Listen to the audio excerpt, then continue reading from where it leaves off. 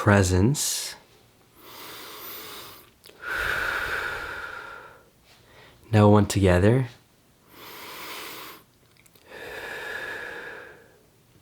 What is vibing? This is Vish.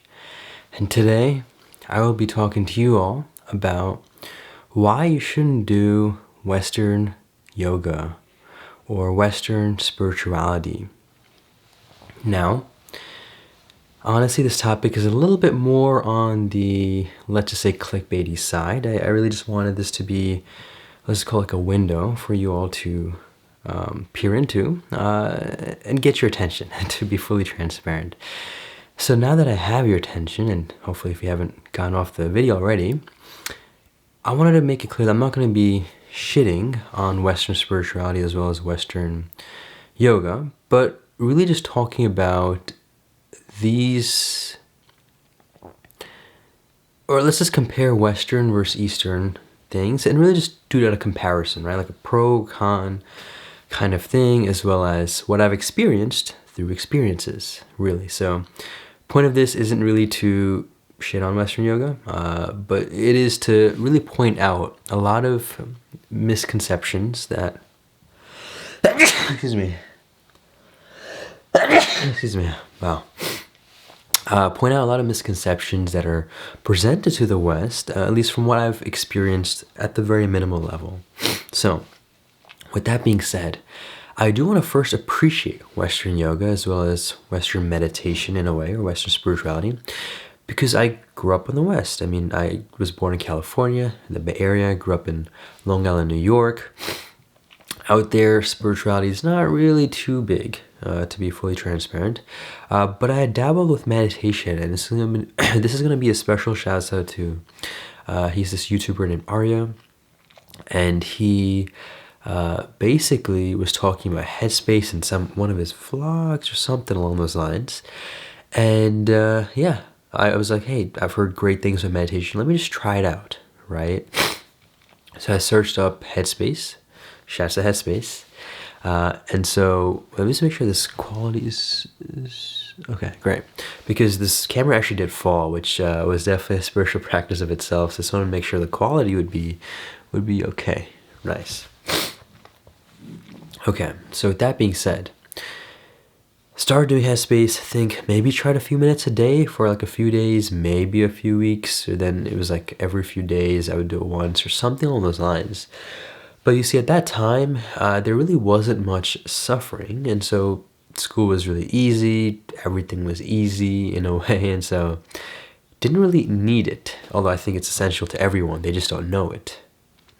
So, didn't really need meditation, kind of just drifted off, and so yeah. So yes, this is started by, well, Headspace was started by Andy Puddicombe, who did, I think, really immerse himself with Eastern meditation as well as spirituality, whether he, was a monk for some time in, I think, the Himalayan areas or Nepal or something like that, right? So he definitely was able to, I guess, experience and as well as introduce, to an extent, Eastern spirituality or meditation to the West through the Headspace app company. I mean, it's primarily Western audience focused is what I've seen.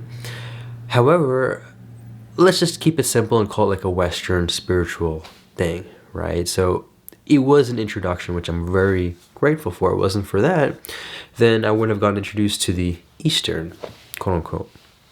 So that's the first thing. The second thing is, before I even get into the actual in-depth part of what I'm talking about, as Sadhguru was asked, I think he was asked, who is Shiva, right? And I made a video on this, actually. It's my most recent video. Excuse me. And who is Shiva, right? So Shiva, as he says, is that which is not. It's not just a god, as most people assume it to be, like the destroyer god or whatever. That which is not. It's really a beautiful pointer or signpost, as Eckhart Tolle would call it, to describing consciousness. That's it. So let's keep it simple. So as he was asked, I forget why he specifically mentioned this, but the point is, he was like, that which is not. Is that in America? Is that in India? It's everywhere is the point. And so true spirituality, at least the truth is something that is actually, I'm not going to say embedded, but it's at the core and essence of every being. What I've come to realize, though, is I feel like a lot of spirituality has become a little more, let's call it psychological / mental, confused and understood. You see, it's not something that should be really understood. It should be more of something that's experienced. And even those experiences can happen at the different levels, as I've learned from Sadhguru. There's the body, mind, emotions, and then energy. But to kind of keep it simpler, I've noticed how he, even in the most recent book, Karma, he calls it the body, mind, and then energy. Mind kind of includes both the emotions as well as the mental, or the thoughts, for instance. So anyways, those three kind of sectors. What I've noticed is that, and as he talks about it too, actually before I even get drifted on towards this kind of pivot, I'm going to first go back to the experience that I've had and then reconnect to what I'm talking about right now. So that was that. Didn't do much meditation since then till high school, and then, till college, because I finished high school, the senior year of high school. Started college first year, freshman year, really did not care about physical mental health at all. Didn't have any experiences with it in terms of like issues, quote unquote, in the past. Was very oblivious. And so, yeah, did things like that were not so conscious. That included just like late night sleeps and not sleeping enough, for instance, or eating really unhealthy, and the list goes on, right? So anyways, those things definitely contributed to eventually having like this anxiety. Had anxiety, and it came out of nowhere, and wasn't sure what to do, but eventually found meditation, which became the X factor. So I began just doing chantings and eventually worked my way back into headspace, and then eventually found heartfulness. Shouts out to Parth Mathuria, the homie, and then also Kusun as well, which he kind of introduced loving kindness meditation to me. So I just became fully immersed into this whole kind of path, right? But before I even got immersed, actually, it was all in parallel. So as I began doing these types of breath work type of things before the serious heartfulness as well as loving kindness meditations I learned sophomore year, I got into Western yoga. This was from another friend, and began going to the outdoor events that they had in Austin, here in Austin, Texas, as well as Black Swan. There was also Core Power. So yeah, there's a lot of cool yoga studios, which are all Western yoga, essentially. So it was interesting, because at this point I came in with not knowing much at all, either experiencing or even just knowing at the intellectual level what yoga is, or what it is, just what it is, right? And what the truth, quote unquote, is. So did it, and it was nice. It was a great workout. Would feel nice at the end because it was all hot yoga, and most of it was in the hot studios and so on. So you'd be sweating for sure. But then eventually came across, these deeper meditation practices, and then got more deeper onto the spiritual path, eventually finding Eckhart Tolle and then Sadhguru. So it's one quick second. So basically, that's how I dived deeper into it. And I was able to really get in tune with Eastern, the original. Really all starting off in India. Not to say this out of pride by no means, but just talking about the original roots. And yeah, so with that being said, first off, let's start with talking about what yoga really is. And so this will connect to how it's been kind of misinterpreted in the West. Yoga literally means union. That is it. Oneness. Now, it might be kind of talked about in the Western yoga studios now, but I haven't really seen much of that being talked about in at least the past experiences I've had in the yoga studios. And this has been it's been a couple of years now since I've gone. Maybe 1 year has been, 1.5 years ago, was like the latest I went. But point of that is, I've never seen much of that. They'd be talking about a lot of these quote unquote yogic stuff, but it's been a lot of stuff that's been contrived and like in a way twisted unconsciously. So it's not out of it's not out of any ill intention. They do want to just help people with their mind and body and so on, but it's become very physical oriented yoga. And it's more than that.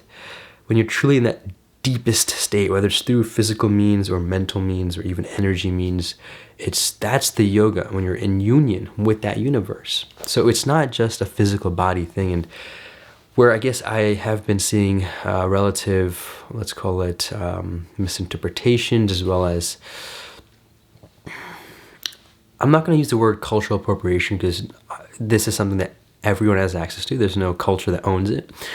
But I do think that we can learn from the original, is the point I'm making in this video. So there's even things like nude yoga, there's goat yoga, there's beer yoga. I mean, it's just moving. It's like literally stretching and then doing those things, right? If you're drinking beer and you're doing yoga, you're not going to be in a conscious mind and state to even tap into that oneness. That's just how it is. So that is a way it's been really misinterpreted in the West, and I do want to clear the air on that. And the point of this is, if you have found Western yoga as well as Western spirituality, meditation, and so on, then that's great. But I would definitely encourage you all watching right now to explore the Eastern as well, the original roots. And then you will see how it will be more clear in terms of what is experienced. It's definitely more potent in a way. And I do want to appreciate Western yoga because that's like the gateway in a way, right? The gateway to the Eastern. But yeah, that's like the main thing I just wanted to get across in this. Really appreciate you taking the time. And again, really the whole point of this was to clear up a few of the misconceptions that exist. And even things like meditation, for instance. There is no English definition, proper definition, that is, as Sadhguru describes, for what meditation is. People think closing their eyes and like falling asleep or just, that's meditation. But there's a big difference between being meditative and then meditation as well. A lot of the times people will consider certain activities like even running or drawing or just thinking even as a meditation. I'm going to go meditate on that. If you truly use it in the conscious manner, then sure, you can just be still, being grounded. More than grounded, I would just say being still. Grounded is like a byproduct. Being calm is a byproduct. Being relaxed is a byproduct. A lot of people in the West kind of associate doing something that is calming as well as relaxing as meditation. You see, meditation will yield that as like a byproduct, but that's not the ultimate goal. So anyways, just to clear that air as well, there's various methods and means to do it, but just sitting with your eyes closed could mean that you're dreaming, sleeping, fantasizing, thinking, questioning, listening, meditating. So there's many things that you could be doing, right? Or you could be dead, quote unquote. So anyways, the point is literally just closing your eyes is not meditation. It is something that can be more or less directed and guided, but it's really hard to even give it a word to describe. Hopefully that was helpful as to why I would highly encourage you to explore Eastern spirituality, meditation, yoga. Again, the title is maybe a little misleading, but just to get your attention. I want to really get you to watch the Eastern aspects and really just, it's to get your attention, keep it simple. So really, the title of this is just mostly going to be why you should explore Eastern spirituality, and the whole why you shouldn't do Western yoga is just kind of like a gateway. Thank you so much for watching. I appreciate you making the time. If you have any other video requests, please comment that down below, as well as something you've learned or questions you have about this, also comment that down below. And with that, make it a great day. Take it joyfully. Presence. Now one together. Stay conscious. Ecstasy.